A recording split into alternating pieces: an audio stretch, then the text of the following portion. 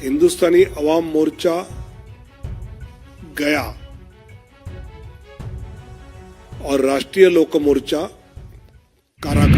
नमस्कार, आपके साथ में रोहित कुमार, आप न्यूज फाउंडेशन पर। बिहार में एनडीए के अंदर सीटों के बंटवारे का ऐलान ये अब जो कयास लगाए जा रहे थे उस पर से पर्दा हट गया है और बीजेपी बिहार की 17 सीटों पर चुनाव लड़ने जा रही है, तो जदयू 16 सीटों पर।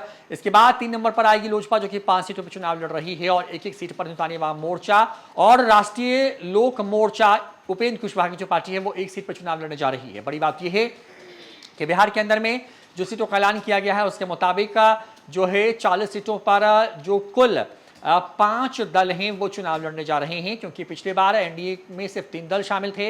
इस बार 2 नए दलों की एंट्री हुई है, लिहाजा उनके लिए भी सीटों का ऐलान कर दिया गया है। तो बड़ी तस्वीर जो है वो सामने आ रही है।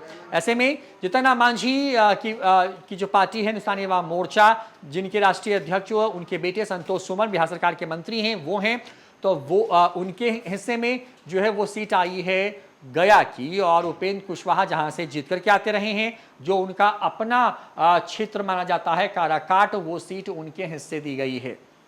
बिहार के अंदर में लगातार जो है एनडीए के अंदर सीट शेयरिंग का फॉर्मूला क्या होगा, इसको लेकर तमाम तरह की खबरें चल रही थी। न्यूज फाउंडेशन ने आपको सबसे पहले बताया था कि यही फॉर्मूला जो है वो तय किया गया है और इसी पर जो है वो मुहर आज लग गई है। विनोद तावड़े क्या कुछ कह रहे हैं, जीतन राम मांझी और उपेंद्र कुशवाहा को कौन कौन सी सीटें दी गई हैं उसका ऐलान करते हुए बक्सर और सासाराम 17 सीटें, जनता दल यूनाइटेड वाल्मीकि नगर,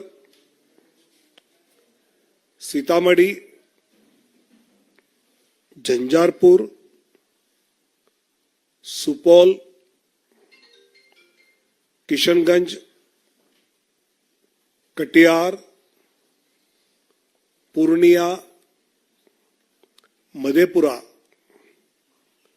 गोपालगंज, सिवान, भागलपुर,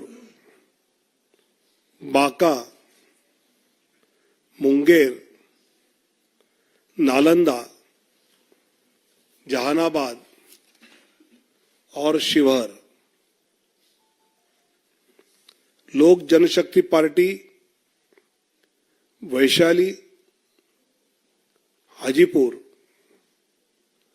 समस्तीपुर, खगड़िया और जमुई।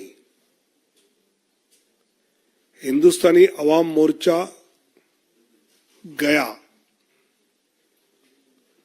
और राष्ट्रीय लोक मोर्चा काराकाट, ऐसे 40 सीटों पर एनडीए बिहार में मजबूती से आने वाले चुनाव लड़ेंगे और फिर एक बार मोदी सरकार ये जो नारा है वो जमीन पर उतारेंगे।